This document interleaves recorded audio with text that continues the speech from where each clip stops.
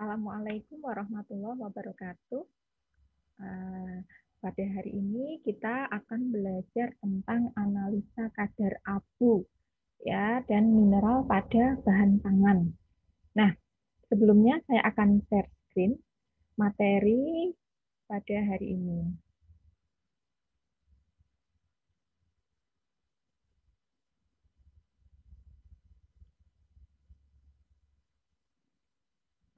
Baiklah, di sini untuk analisa kadar abu ya. Jadi analisis kadar abu di sini kita akan menggunakan alat yang namanya muffle furnace.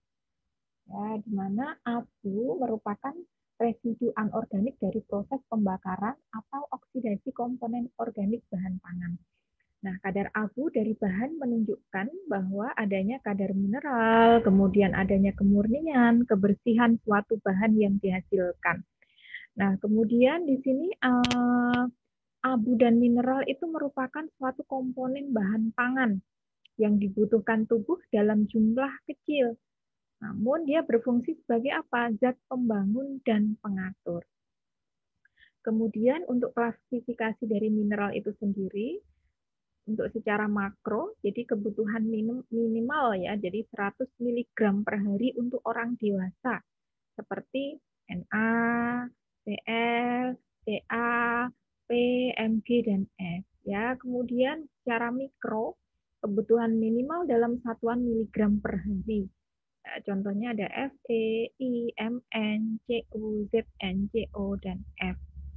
Nah, kemudian di sini untuk bahan pangan sebagai sumber mineral, ya, diantaranya susu. Nah, susu itu ada kandungannya apa? Bahan pangan sumber mineral dari kalsium, ya, dan fosfor.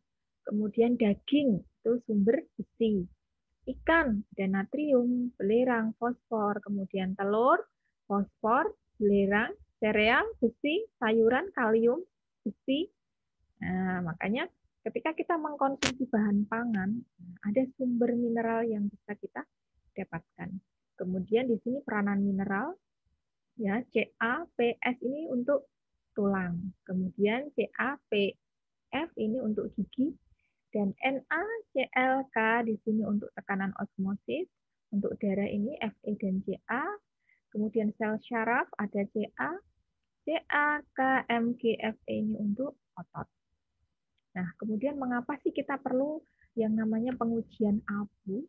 Ya, yang pertama adalah untuk kualitas gizi.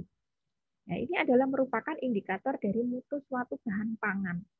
Kemudian untuk tingkat kemurnian tepung atau gula, untuk mengetahui pemalsuan selai buah atau sari buah.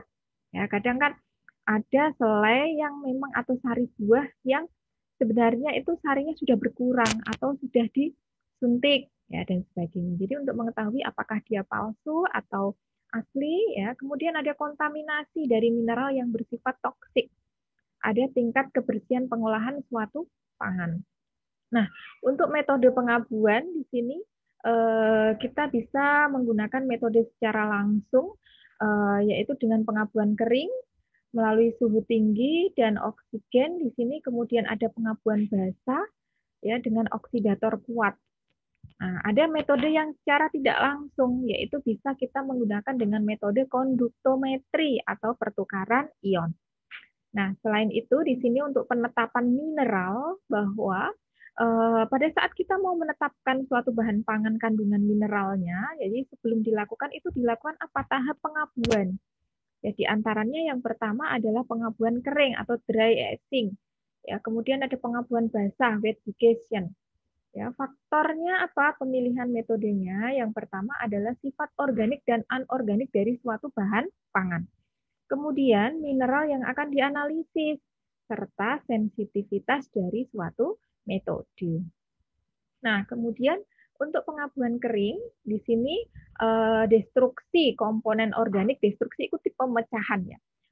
Komponen organik sampel dengan suhu yang tinggi dalam tanur pengabuan. Pakainya muffle furnace, ya, tanpa terjadi nyala api sampai dia terbentuk abu yang berwarna putih. Ya, keabuan dan berat tercapai konstan, secara konstan. Nah, di sini ada sifat oksidatornya, yaitu oksigen, kemudian residunya dia nanti adalah total abu yang diperoleh. Nah, kemudian prinsipnya di sini abu dalam bahan pangan di sini ditetapkan dengan menimbang sisa mineral hasil pembakaran bahan organik pada suhu sekitar 550 derajat Celcius. Memang suhunya tinggi, makanya pakai furnace ya. Kemudian di sini untuk karakteristik pengabuan yang kering, yang pertama membutuhkan ketelitian, kemudian menganalisis bahan yang lebih banyak dibandingkan pengabuan basah. Ya, kemudian dapat diterapkan ke semua jenis mineral kecuali merkuri dan arsen. Dilakukan untuk menganalisis Ca, P, dan Fe. Kemudian suhu di atas 480 derajat Celcius yang dapat merusak mineral K. Ya, kemudian suhu 450 derajat Celcius yang tidak dapat untuk menganalisis Zn. Dan suhu yang terlalu tinggi. Di sini mineral tidak akan larut, ya. Kemudian peralatannya yang kita butuhkan untuk membuat pengabuan di sini ada cawan pengabuan yang terbuat dari platina, nikel atau silika kuarsa, porselen. Kemudian porselen di sini umum digunakan karena berat relatif konstan. Setelah proses pengabuan berulang, ya, kemudian diperoleh bobot konstan. Nah, kemudian ada penutup cawannya, tanur pengabuan atau furnace-nya, penjepit cawan. Nah, selanjutnya prosedurnya yaitu disiapkan cawan pengabuan, ya, kemudian dibakar dalam tanur, ya, selama 15 menit, kemudian didinginkan dalam desikator dan ditimbang. Nah, timbang sebanyak 5-10 gram sampel dalam cawan tersebut, kemudian dibakar lagi dalam pembakar gas, ya, sampai asapnya hilang. Ini tujuannya adalah supaya menghilangkan kadar airnya. Kemudian bahan pangan yang kadar airnya kurang dari 15% ini langsung diabukan tanpa melalui pengeringannya. Nah, kemudian untuk prosedur yang lain di sini pengabuan dilakukan 2 tahap dalam tanur sampai didapat abu berwarna abu-abu. Ya, jadi suhunya sekitar 300 derajat Celcius atau bisa suhu mencapai 420 sampai 550 derajat Celcius. Jadi lama pengabuan di sini tergantung bahan ya. Kalau sampel tergantung dari suatu sampel yang akan dianalisis ya, bisa 5 sampai 7 jam. Ya, makanya biasanya itu sehari kita mau running untuk muffle furnace itu pagi kita nyalakan, ya kita masukkan bahannya, kita naikkan pelan-pelan sampai suhu kita capai misalkan sampai suhu 500 ya. Kemudian saat sudah mencapai 5 sampai 7 jam mau matikan juga penurunannya perlahan-lahan. Jadi mulai dari 100 turunkan ya. Kemudian tanur dimatikan, ditunggu sampai kurang dari 250 derajat. Ya, kemudian ambil cawannya. Nah, cawan ini adalah cawan yang sudah didinginkan di dalam desikator. Ya, yang sudah ditimbang sampai ya, kemudian ditimbang sampai konstan, bobot konstan ya. Nah, kemudian untuk perhitungan di sini untuk persen abu, di mana berat abu gramnya dibagi berat sampel gram dikali dengan 100%. Nah, makanya di sini ada persen abu W2 dikurangi W0 kali 100, di mana W1 di per W1 dikurangi W2 ya, ini di per W1 dikurangi W0, sorry W0. Di mana W0 adalah berat cawan kosong ketika belum ada sampelnya. Kemudian yang W1 di sini berat cawan ditambah sampel sebelum pengabuan. Dan W2 di sini adalah berat cawan ditambah sampel setelah proses pengabuan. Nah, untuk pengabuan kering di sini kelebihannya adalah paling banyak dipakai ya, mudah, murah, sederhana, abunya dia larut dalam air, yang tidak larut dalam air dan asam di sini bisa. Kekurangannya memang waktunya relatif lama ya, kemudian interaksi mineral sampel dengan wadah ini mudah terinteraksi dan bisa saja terjadi kehilangan mineral ya. Kemudian di sini yang kedua adalah pengabuan secara basah, di mana oksidasi komponen organik sampel menggunakan oksidator kimia, misalnya dengan asam kuat. Ya, jenis sampel di sini menentukan jenis asam kuatnya. Jadi ada asam klorida, asam sulfat, asam nitrat, asam perklorat, atau kombinasinya. Ya, kombinasinya ini diantaranya yang sering digunakan adalah bisa nitrat sulfat perklorat.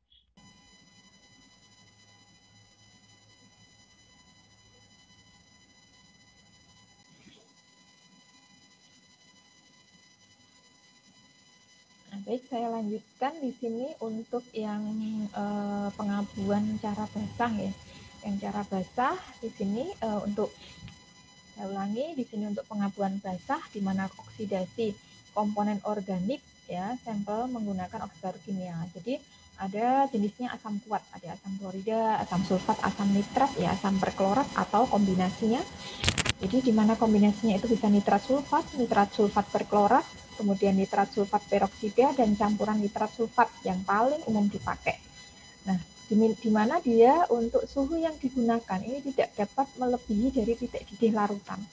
Kemudian karbon lebih cepat terdekomposisi karena menggunakan asam kuat yang sangat pekat seperti asam nitrat dan sulfat. Kemudian destruksi zat organik pada suhu rendah menurunkan resiko kehilangan mineral selama analisis. Ya, kemudian mineral yang dapat dianalisis biasanya arsen, Cu, Pb, timah, dan Zn. Nah, untuk prinsipnya, di mana abu sampel diperoleh dengan cara apa? Mengoksidasi komponen organik menggunakan asam kuat atau kombinasi dari asam kuatnya. Nah, untuk kelebihan dari pengabuan basah di sini, ya dia dengan suhu rendah. Kalau kering tadi kan suhunya sangat tinggi ya. Kemudian mencegah kehilangan mineral, ya alatnya murah, oksidasinya lebih cepat. Tetapi di sini punya kekurangan di mana reaksi bersifat korosif, ya sehingga perlu adanya faktor koreksi dari reaksi sampel yang biasanya banyak ada kendalanya. Nah, sekarang kita masuk di mineral yang ada di dalam bahan pangan.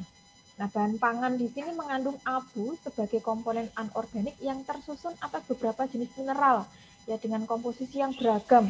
Ya, pangan sumber mineral itu susu, telur, biji-bijian, sereal, ya buah dan sayur serta air mineral. Ya. Jadi metode analisis untuk mineral bisa dilakukan dengan cara gravimetri, ya, volumetri, kolorimetri, ya. Oke. Kemudian bisa dengan titrasi kompleksometri, bisa dengan titrasi reduksi oksidasi, ya. Kemudian ada titrasi presipitasi. Ini adalah jenis dengan logam-logam tertentu yang memang memakai metode titrasi.